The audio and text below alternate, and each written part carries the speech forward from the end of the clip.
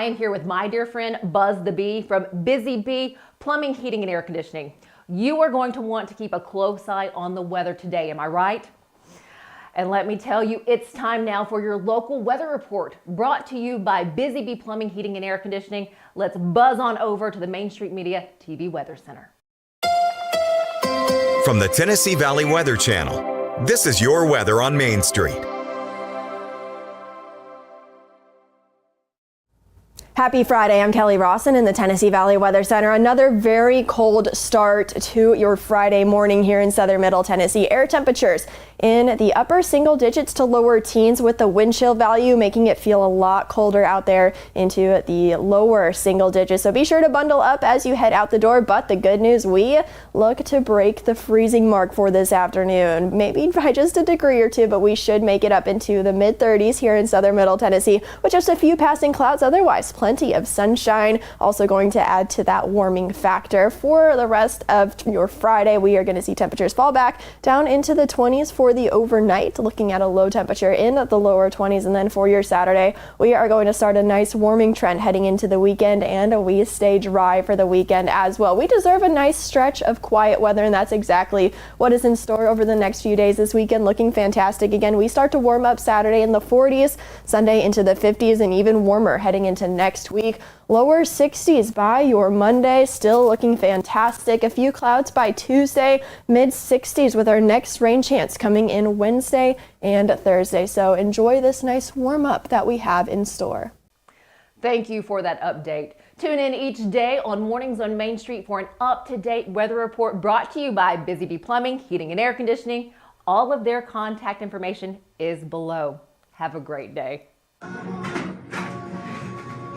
Good morning, Stephanie. Good morning. Hi, kids. Hot tea, please.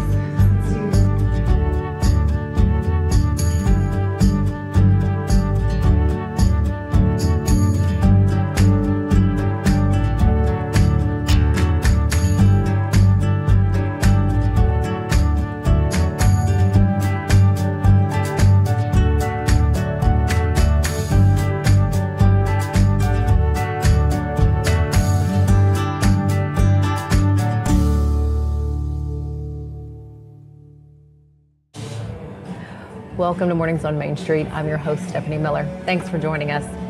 See a need and meet it with compassion. That is exactly what a physical therapist with TriStar Summit Medical Center in Hermitage has done.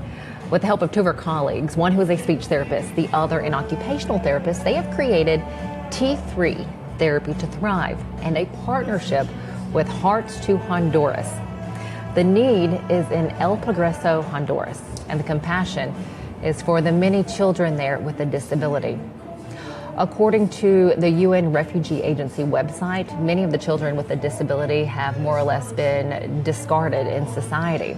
But luckily, there are caregivers like the one with these big old hearts at the Nutrition Center in El Progreso working to intervene to save those young lives. They take in the children who are severely ill or those who are near death due to either malnutrition or just neglect. And then beyond this, there are the others, the nonprofits like Hearts to Honduras that are there to help. There are the generous monetary donations that come in, individuals who send much needed equipment, and then the men and women within the medical field who offer their volunteer hours and training. And then that is where our three local therapists come in fact. Coming up, we'll share how T3 Therapy to Thrive continues to work with Hearts to Honduras to see that the caregivers there at the Nutrition Center are equipped with knowledge and the provided tools to better serve all of the children they work there with at the Nutrition Center. But first, let's get a check of our headlines. From Main Street Media TV, the Dixon branch of the NAACP marked Martin Luther King Jr. Day with their annual banquet, honoring community leaders for their contributions and fostering discussions on mental health and financial education. Governor Bill Lee proposed a $59.5 billion budget for Tennessee in his State of the State address, prioritizing economic and educational opportunities, infrastructure, community protection, and preservation of natural resources. The second annual Cookie Crawl, organized by Clarksville Parks and Recreation, sold out quickly and was a huge success despite heavy rains, featuring a VIP cookie decorating class and 15 vendor booths with a variety of treats. The Sumner County Board of Education unanimously supports a resolution asking the county commission to pay off past debts accrued by various schools' athletic booster clubs. Tennessee State Parks announces major enhancements for Henry Horton State Park, featuring a new 76-room lodge, an upgraded entrance, and improved river access points, while maintaining visitor experiences centered around the Duck River. For more news and weather, visit us online at mainstreetmediatn.com. Thanks for watching.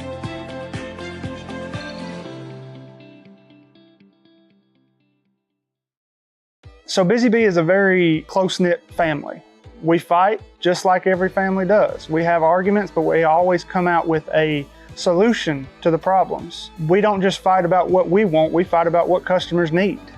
We want to make sure that every customer we go to is more than satisfied. And that doesn't just start whenever we show up at their door, that starts when we show up every day at work. We want to make sure that we are serving our customers to the best of our ability.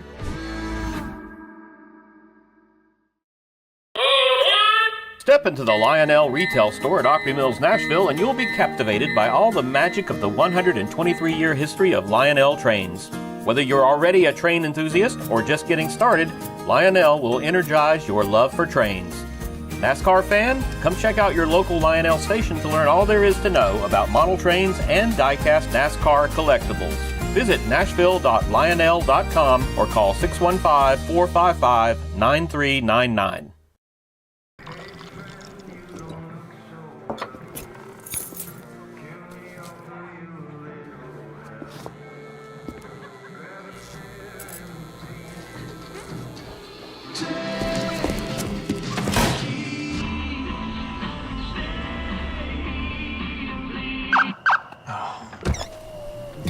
You're seeing the signs too, right? What signs?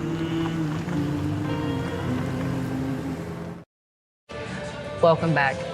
Today I have the pleasure of introducing you and sharing the story of the three women behind the local nonprofit T3 Therapy to Thrive. This nonprofit works with the nonprofit Hearts to Honduras, both working to help serve the children with significant disabilities and that are malnourished at the Nutrition Center in El Progreso, Honduras. Physical therapist Marie Woodley, speech therapist Rainer Murphy, and then clinical coordinator and occupational therapist with TriStar Summit Medical Center in Hermitage, Aubrey Poitras, talked to us about where they saw the need, how they connected to create T3 Therapy to Thrive, and how you can help. So I went to Honduras when I was in high school, and that's where I really fell in love with the people and I fell in love with the country. And I hadn't had a chance to go back since having kids. My kids were old enough this year to go, so we went in June.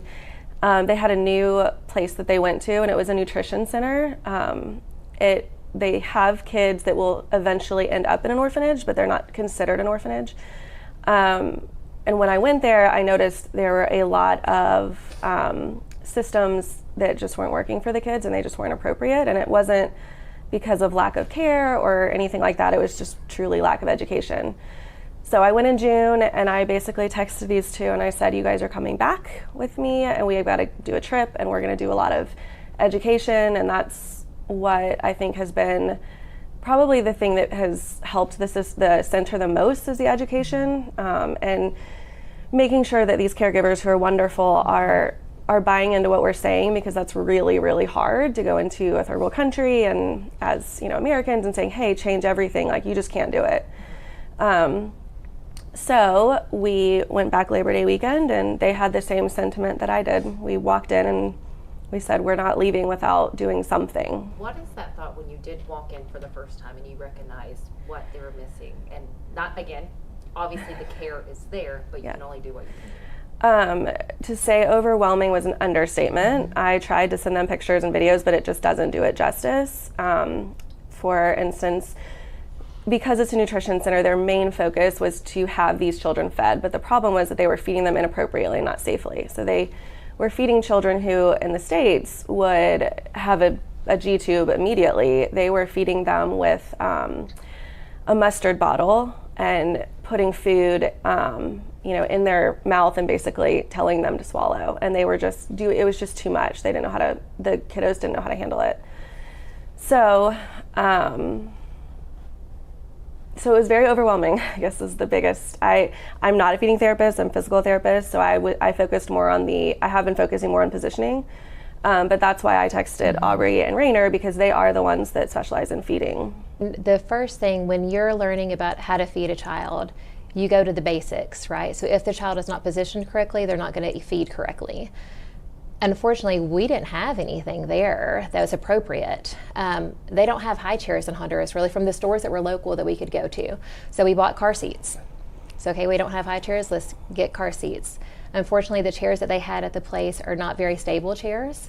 And the hotel that we stay at, they're wonderful people. And I asked them if we could take some of the chairs they had at the hotel, because they had old, just stable, wooden chairs.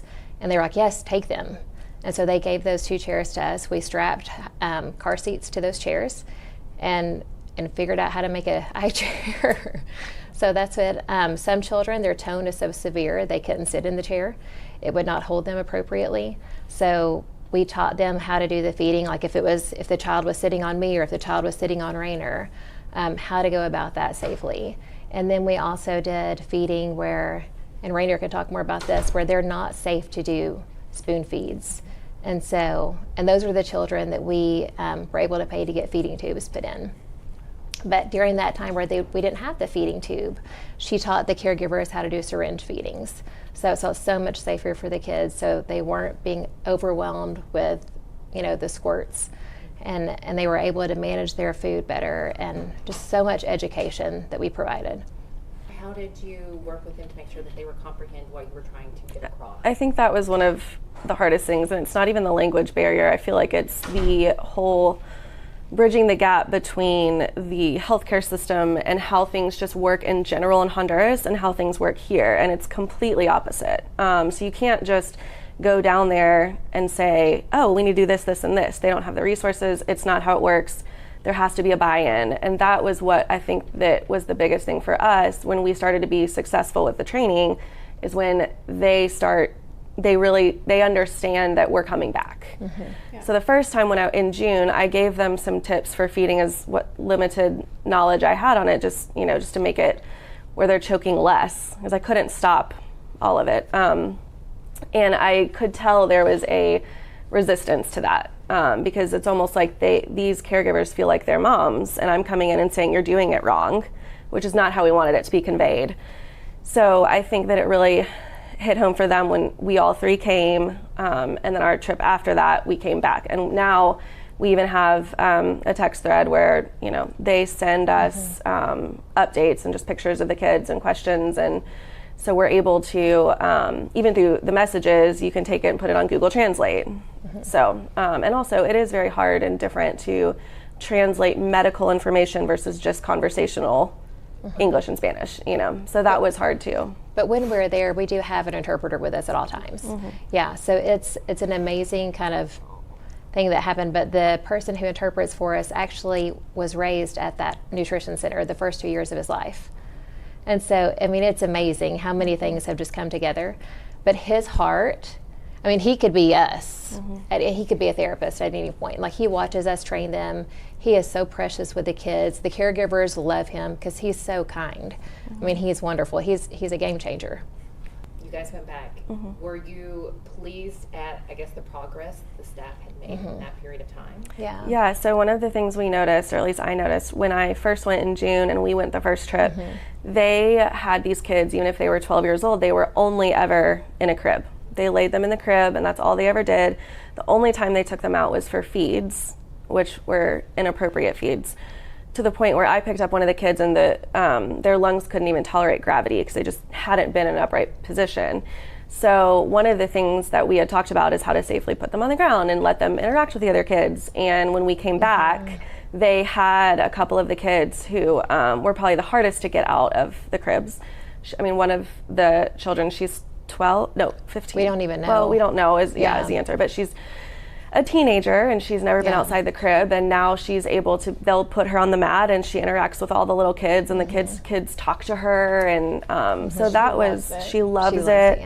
So that was one of the biggest changes. But then we also, the feeding tubes, which you guys want to talk about. So at our initial visit, we were able to meet up with a Honduran physician, and she has been like an angel. She's been a godsend to us. So because she's Honduran, right, and she's also a mom, she's a physician, she's amazing. And so we had met her. She had been involved with another orphanage that Hearts to Honduras supports. And so we had introduced ourselves to her and said, would you mind coming to the nutrition center? And she met us that first time that we were there. And we said, okay, what can we do? Can you please educate us on the Honduran medical system? Because what we know here is completely opposite of how it is there. So we had a 9-year-old child who weighed 25 pounds. And at the time I had a 10-year-old. And so we just see like our children in them. And he was non-responsive on like almost our second to last day. And he had not had any feeds that day. He was non-responsive. So thankfully he has a mother. She's just unable to care for him. And so she took a taxi. How many hours was it? 4. Like a 4-hour taxi to get there. And she was wonderful. So we asked the Honduran physician, okay, what can happen? Can we bring him to the hospital? Like, he needs to go to the hospital because I'm thinking he's going to pass away. And they brought him to the hospital and didn't do anything. We think that he had a seizure whenever he got there, and he woke up and was startled. And they said, okay, he's fine, go home. So like, to me, that was the most heartbreaking day, to think this child is going to die. Like, they wouldn't even give him an IV. They wouldn't do anything for him. So what are we going to do? And so he was our first one, that's Santiago, to say, okay, we have to get a feeding tube for him. We have to get a feeding tube for him. Like, if he's going to live, he has to have help. And what's been amazing about having that connection with the physician is that she is a private physician, so private and public health there are very different. And if you're able to pay for private health care, you can get things a lot faster. So she's able to call the GI and schedule the surgery. And I think within a couple of weeks, the 3 priority kids that we thought needed G-tubes were able to get them. And so having her as a connection has been amazing. And she goes weekly, just volunteer. She goes weekly to check in on them, to schedule appointments, and provide, that ongoing liaison for their care. We brought mirrors down. Some of the kids had never seen themselves in a mirror.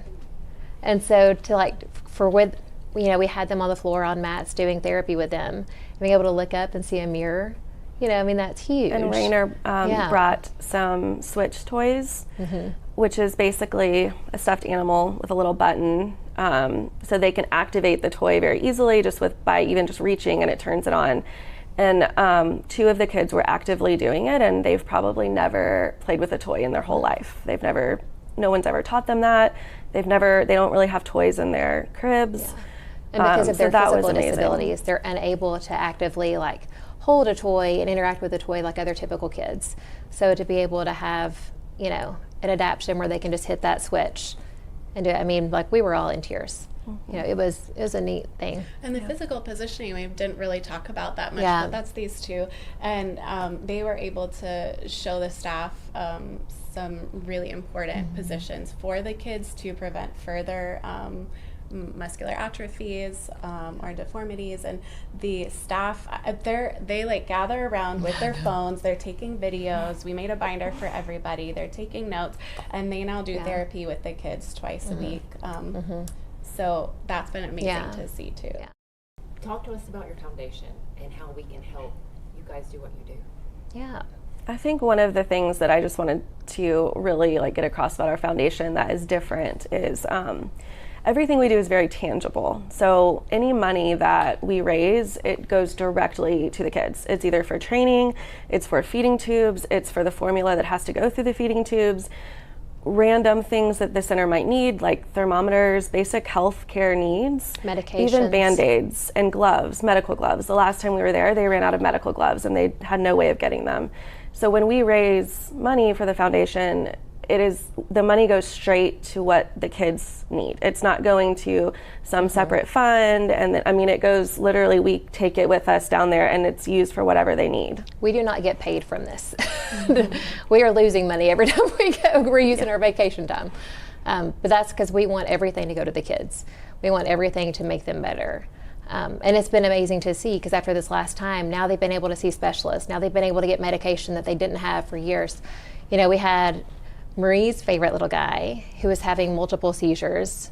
I mean, how many? He would probably have 30 a day. I mean, he would have 5 just in one sitting while I was holding him. Yeah, and they had no idea. So we were able to send him to a neurologist. Now he has medication for his seizures. And on this visit, he was so much more alert. He was so much more developmentally appropriate. The seizures had decreased. He's gained 5 pounds in 3 months, I think. Yeah. So these are huge things that we're seeing and that the caregivers are seeing. You know, so they know like what they're doing is making a difference.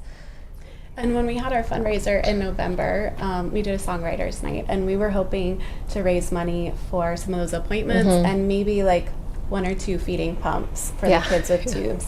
And there's 5 or 6 kids with tubes. We were able to get a pump for all of them. And take it down there, and I mean that changed the caregivers' lives because they're not having to sit there for 30 minutes 8 times a day for each kid holding their food to go into the tube. They can turn the pump on and they can care for everybody way more adequately. So that was a huge thing that our fundraising provided, and hoping to continue with that. There's a link under heartstohonduras.org, I believe, and it is specifically for T3, and that would be a great way to donate. One of the biggest things we are hoping to get is like monthly donations, because that would help pay for some of the medications for seizures, and it would help pay for the formula they need, and so a monthly donation would probably be our biggest right now, what we really need, but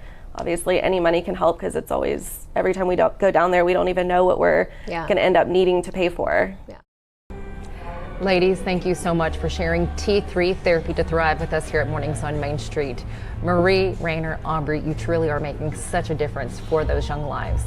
If you would like to make a donation or to connect with T3 Therapy to Thrive to learn more about their fundraising and the work that they're doing with Hearts to Honduras, you can do that by heading over to their Facebook page. Once again, that is T3 Therapy to Thrive. Stick with us here at Mornings on Main Street. We'll be right back.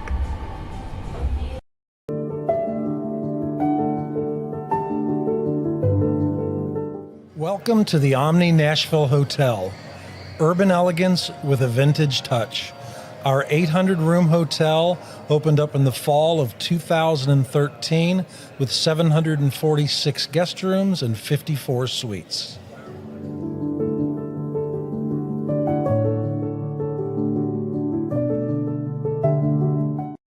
At Delta Dental of Tennessee, we know our success begins and ends with providing superior quality service, and that includes serving those who need it most.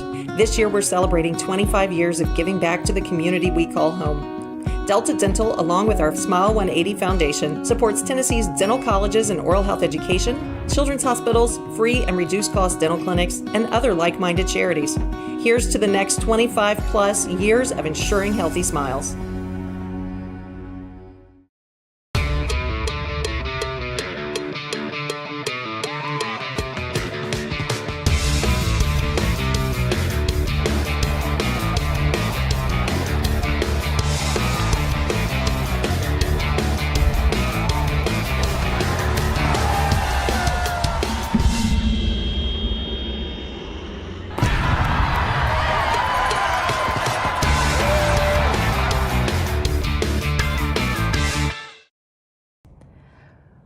Welcome back.